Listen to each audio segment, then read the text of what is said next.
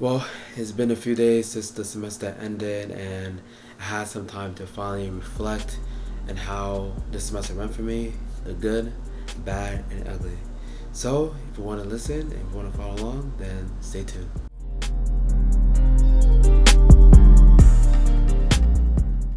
Alright, so I have my computer here just in case I don't miss anything because when I tell you there's a lot, there are a lot of stuff.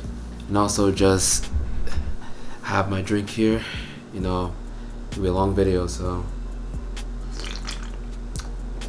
Alright, let's get into it.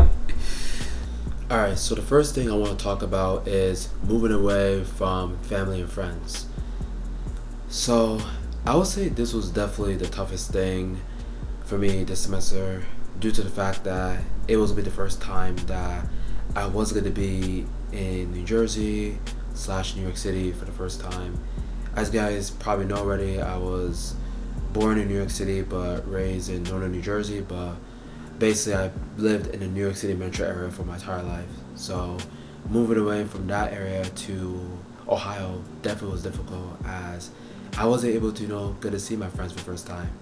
And the fact that I took 2 gap years meant that I was able to gain other friends from that area that I established pretty much. So not seeing them was definitely tough, especially during the beginning where I was just so focused on school.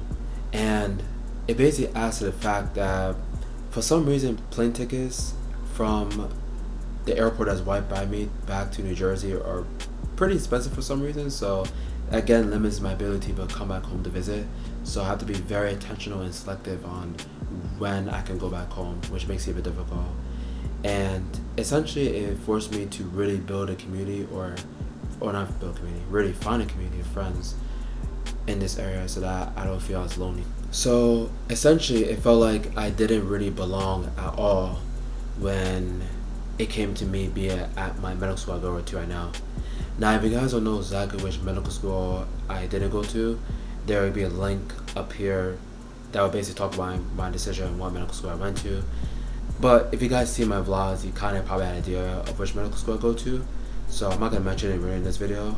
But essentially, the medical school that I go to is mostly in-state. And what I mean by that is that most of the people that are in my medical school come from Ohio. So it definitely felt like a lot of people already have friends, or it felt like there was already like a good amount of cliques that pretty much people knew each other throughout the first week. So it was kind of hard to make friends that way. Now, due to the nature of medical school, that usually is a shorter amount of people in the class, it usually is not as hard, in my opinion, to make friends in medical school just because you are with those people nearly 24/7. And I like to think of medical school as high school 2.0, where everyone has more or less the same schedule and more or less you guys taking the same courses. So automatically, there were just a group of people that I always hang out with, and yeah, we always sat together, studied sometimes, worked out together, played sports together. So that was good per se, but I still wouldn't say I really have any like real friends that I also have a very good connection with. And I know it's gonna take time, but from my perspective, I felt like other people had that. So at times, I felt like an outsider looking in, seeing everyone having friends or seeing everyone people with more established connections than me. So I'm not gonna lie, sometimes it did feel like, wow, you know, is this really the school I went to? Is this really the correct school I went to? Now, I will say that basically this was the only MD medical school I got accepted to, so I kind of had a little bit no choice to go here in a sense. But also, I was accepted to 2 other DO schools that I was planning on turning to had I not accepted to the school I'm going to right now. So I always have that feeling of regret of, oh, if I went to that other school, would my situation change or would I have more friends? But you know, that's you kind of have to live through the results. So it is what it is. But yeah, that's what I feel like in terms of making friends and stuff like that. So from not being able to, I guess, form friends right away, I had to turn to communities within and outside of school. So during my gap years, I actually was involved in this cultural organization called Ubu Igbo Unite, which is an Igbo organization that basically fosters Igbo culture, and it basically gives Igbo professionals and other people who are interested in Igbo culture an opportunity to not only network but also just interact with each other through social events and professional activities. So when I was in my 2 gap years, I was part of the Tri-State chapter back at home, and that's served New York City, New Jersey, and Connecticut people. But since I now live in Ohio, I wanted to see whether there was another UIU chapter nearby, and luckily there was. There is a UIU Detroit chapter which I've been more involved with, and I'm not gonna lie, this definitely saved me because it definitely felt like I had a second home away from home, and I think it was just a good escape from school because sometimes school does get stressful, and whenever I went to an event that was hosted by UIU Detroit, it definitely helped me a lot and said, so okay, I started a life outside school, and I could make friends and I'd be able to hang out and stuff, do fun stuff like that. So I think that definitely saved me a lot, and I'm very, very grateful for joining UIU Detroit. Now there is also a UIU Cincinnati chapter, but it's a little bit more farther than me, so I only was able to attend one event for that. But UIU Detroit is only within an hour away from me, so it's much more doable to go to there. Especially I could just go during maybe once a week or once every 2 weeks or even once a month, and yeah, it was just very doable like that. So again, very good for that for sure. Next, I want to talk about this phrase that I'm sure a lot of you people already heard: drink water to fire hose, and whether that's true or not. And the answer to that is 1,000 times yes. Medical school is definitely drinking water to fire hose. And I think the perfect example of this is basically, I remember in my very first block, which was biochem, and I remember taking biochem as a class, and usually semesters 3 months or so. That same 3 months of biochem in college was shrunk down to 6 weeks in medical school, and that tells you dividends of how much information is crammed into a medical school curriculum. So definitely it felt like I was doing a lot each day, and we will usually have an average anywhere from 2 to 4 lectures per day, and most of these slides were, I would say, average from 50 to 100 slides. So basically more or less each week we covered anywhere from 10 to 20 lectures per week, which is a lot, and it definitely took me a while to adjust because I would say in college, and I saw a lot of people attest to this, is that we want to know everything. We want to know every information possible to do well on a quiz or exam.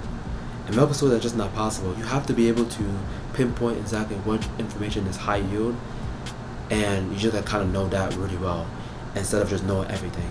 And that's pretty much how medical school is. You have to be able to pinpoint what's high yield or what's the stuff you actually need to know for an exam or quiz, and then whatever is low yield, you kind of just don't study that as much.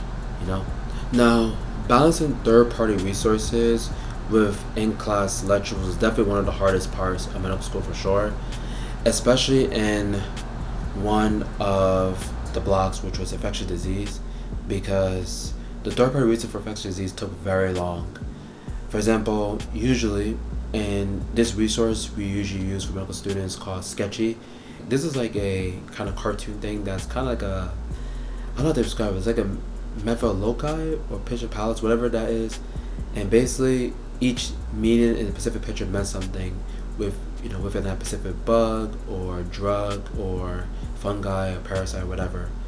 And there were very helpful videos, don't get me wrong, but when you have 10 to 12 videos of those for a lecture, it takes time, and sometimes it took me 2 hours to just complete those, and this was going on 2 times speed. So yes, it took that long, and then plus the lectures already, that took another 2 hours. So that was tough in itself, and at some point I had to decide whether to either try to do both third-party research and lectures or just stick entirely to third-party lectures. And more or less I stuck to third-party resources because I knew those would be more relevant for boards and step 1 and whatever boards I'm gonna take, instead of going to lecture or instead of watching lecture videos where Some information will be important for sure, but others will just be low yield and will not be on boards. So I will say towards that system, I didn't really watch as much lectures anymore, and I more or less just looked at the slides and saw what stuff were relevant, what stuff were as relevant. I think this method worked, and actually did slightly better on the infectious disease as well as the system after, which is hematology and oncology. Alright, the next thing I want to talk about is being able to adjust studying routines from college to medical school.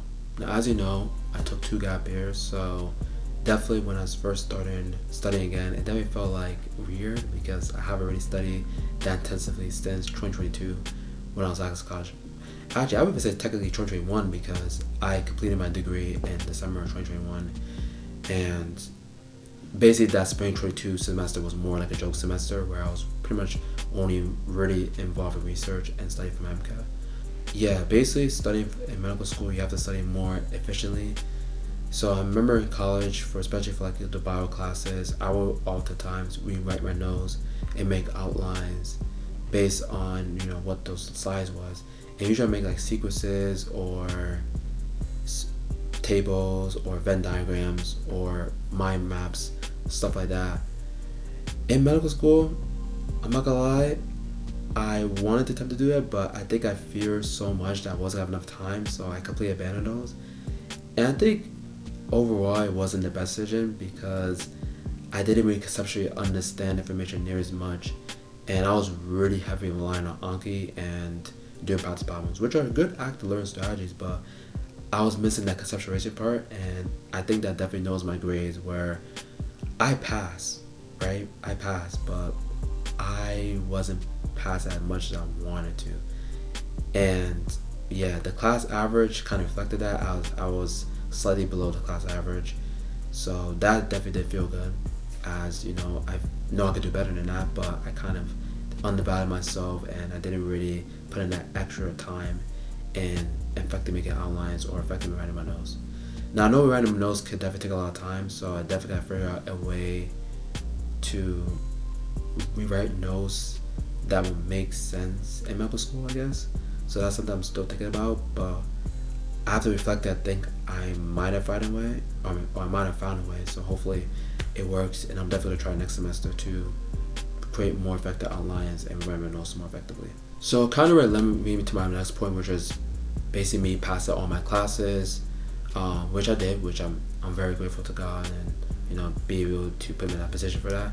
But again, there's a lot of room for improvement as I still scored below average. I passed, but I scored below average. So I would say definitely, for sure, I could do better.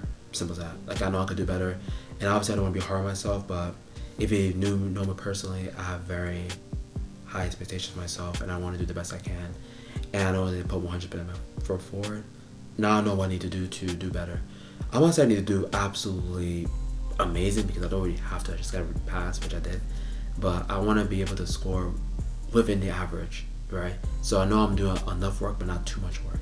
That's kind of my goal for the next semester. Now, in terms of involvement on campus, I did get involved, which I'm very grateful for. And the main involvement I was in was actually through 3 clubs. It was with SMA, which is the Student Management Association. Now, this one we didn't have as much meetings, events, but I was able to get elected as the M1 representative. So right now we are planning an event for the spring semester, which is basically going to be about community service and be able to talk about sexual health pertaining to women. So that should be pretty interesting to sort of plan and see how that goes. But my other 2 involvements was the Sportsmen's Club, where I will volunteer in the gym for usually weekly, and again I'll just help out with the gym teacher or whatever activities he needed help with, because it was always fun because it just brought me back at a younger age when I was just in gym having fun and just being away from the classroom for a little bit. So I think that was a really rewarding experience.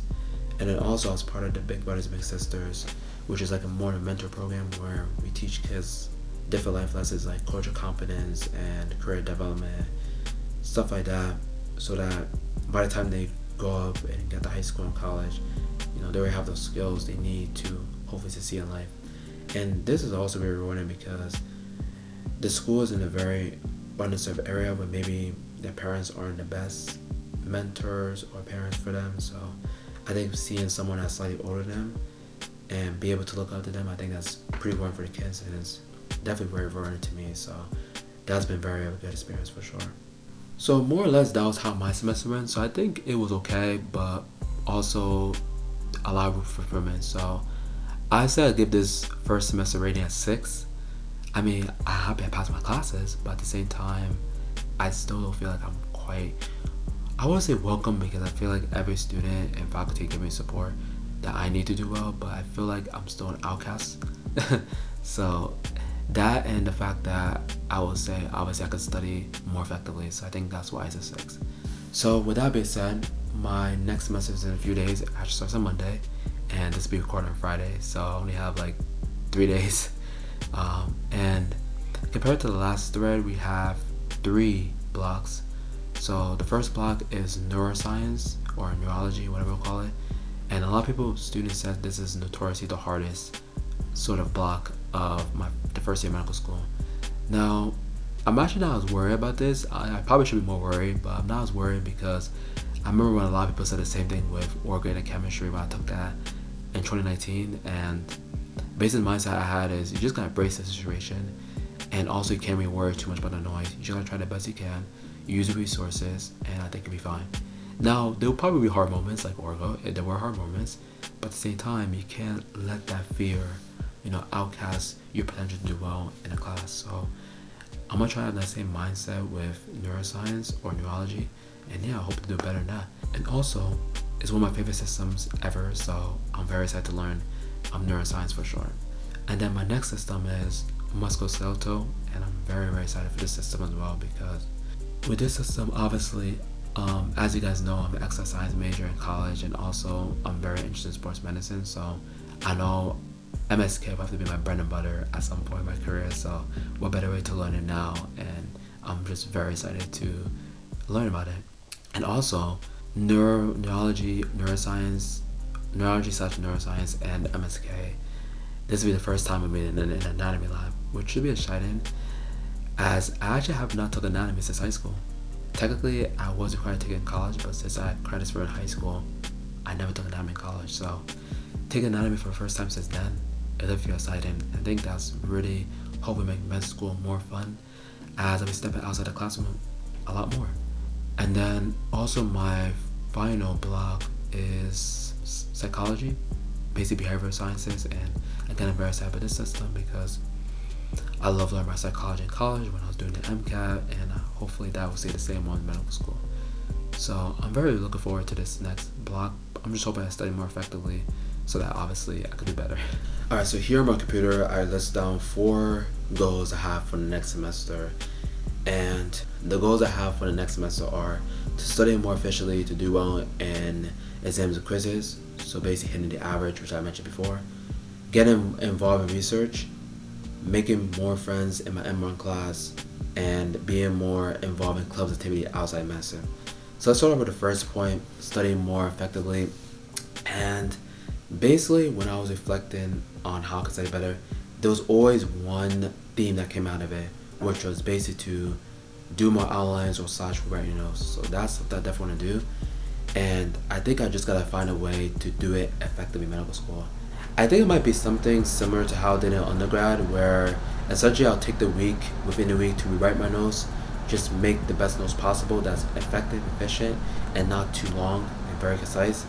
And then during the weekend, I'll then try to test myself on that material by studying it. And I think this way, I feel like I won't feel as overwhelmed to complete too much during the week, because I know already I feel pretty much crammed. And then the week I have a lot more time. Now, I'm hoping by doing this, I could still take a day off each week, because I was able to do that successfully in last semester. But if I can't, I'm definitely trying to limit one of the days on the weekends. I'm now feeling like I'm studying 24/7, because I don't want to get burned out, for sure. And then my second goal in being more involved in research, I actually was about to get into a research lab, but I just couldn't effectively manage my time. And at that point, I remember I was studying infectious disease. I was like, okay, this is too much. So I knew I had to quit research for that time being. And actually, I think it was a good decision because this wasn't really research I was truly interested in. So now that I have the winter break to be able to apply more research programs for the summer and also be able to apply and ask around my medical school, I personally think, well, now I know which areas of research I want to do, and I'm in the process of emailing those professors to see if I can join a research lab.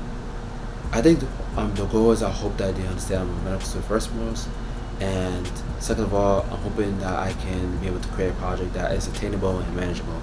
So that's sort of my goals for the next semester in terms of research. And then my third goal is just basically making more friends with M1 class. I think this is self-explanatory, like I mentioned before. I found more outside communities such as UU Detroit, or just be able to spend time back at home.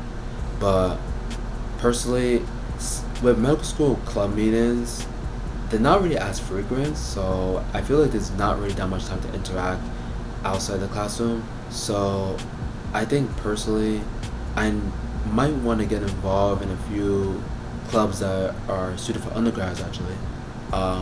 One of the clubs I'm interested in is this organization called APA, which is the African People Association.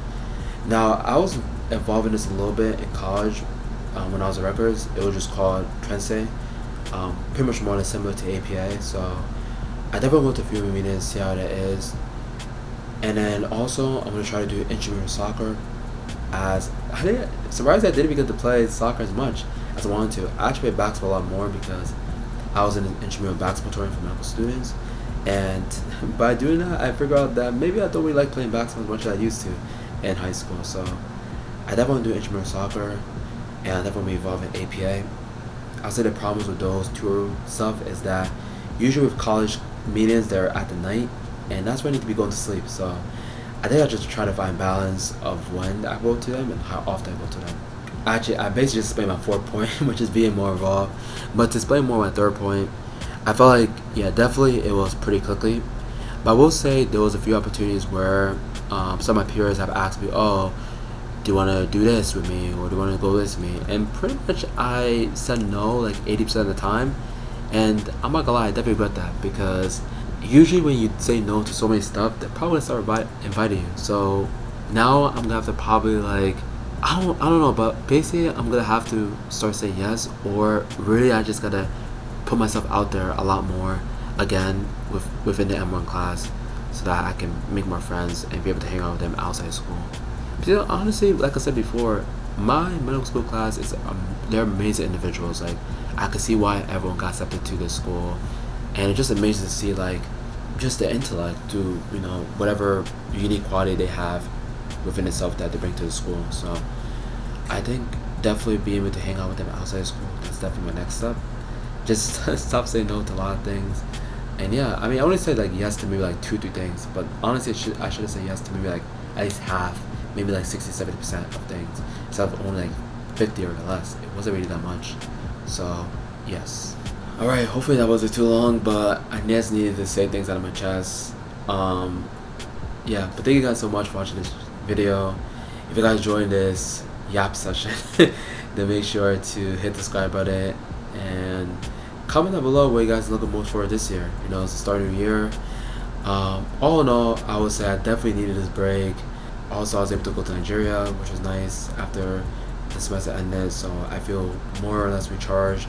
Also, I was able to complete a few summer application stuff, and in the process still complete more. So even though I was still spending my time in Nigeria, I still was pretty productive, so that was nice. But yeah, I'm looking forward to this semester. As much as medical school was very hard, I'm looking forward to this semester. Be able to learn about biases that I'm actually really interested in. I'm very looking forward to it. So I know I gotta work hard, but also work effectively. And yeah, I'm just very excited for what this semester will bring to me.